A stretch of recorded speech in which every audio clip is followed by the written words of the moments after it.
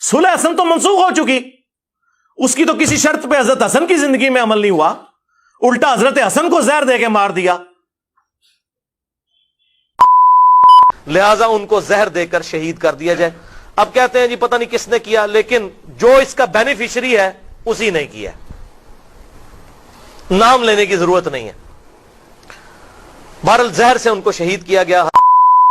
फिर अल-मुसन्नफ इब्न अबी शैबा बाकी अहले सुन्नत की किताबों में मौजूद है कि जहर किसने दिया है, और मन पूछना नहीं किन्हें देता है, मैं सिर्फ ये कहूंगा जो बेनिफिशियरी है उन्होंने दिया, ठीक है।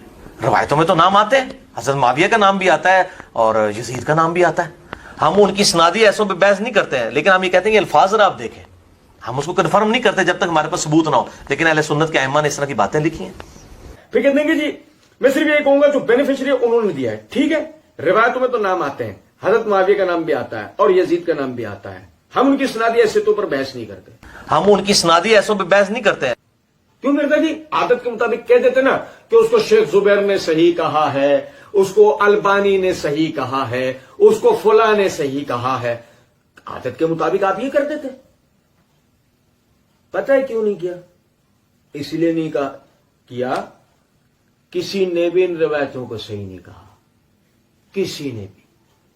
मिर्जा जी तो बेचारे निरे जंगली हैं, उन्हें इस्तिलाहात हदीस, उन्हें उसूलियात दीन, उसूल तशरीहात दीन, उन्हें इन चीजों का पता ही नहीं है गरीब को ना।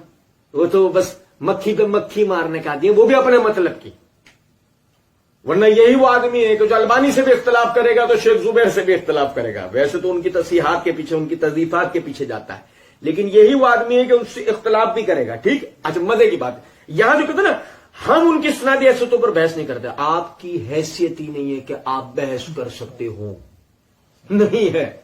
और आप जो ये बात कर रहे हैं ना कि जो हम उनकी स्नादी हैसियतों पर बहस नहीं करते, इसलिए आप ढूंढे से भी ना उनकी इस कोई सनद सही नहीं ला सकते, ठीक है। अच्छा लेकिन चूंकि मिर्जा जी एक खन्नास हैं तो इसलिए मिर्जा जी आगे कहते हैं लेकिन हम ये कहते हैं ये अल्फाज जरा आप देखें। लेकिन हम ये कहते हैं ये अल्फाज जरा आप देखें। क्यों देखें मिर्जा जी, क्यों देखें? अगर रिवायत साबित ही नहीं है तो हम क्यों देखें? कहते हैं हम उसको कंफर्म नहीं करते, तो हम उसको कंफर्म नहीं करते जब तक हमारे पास सबूत ना हो। तो फिर दोहरा रहे हैं मिर्जा जी आप, हम उसको कंफर्म नहीं करते जब तक हमारे पास सबूत ना हो। अरे जब आप कंफर्म नहीं कर रहे, आप उनकी स्नादी हैसियतों से बहस नहीं कर रहे, आपके पास कह रहे हैं कि हमारे पास उसके सबूत ना हो, आपके पास उसके सबूत नहीं है, तो हम उन्हें क्यों देखें?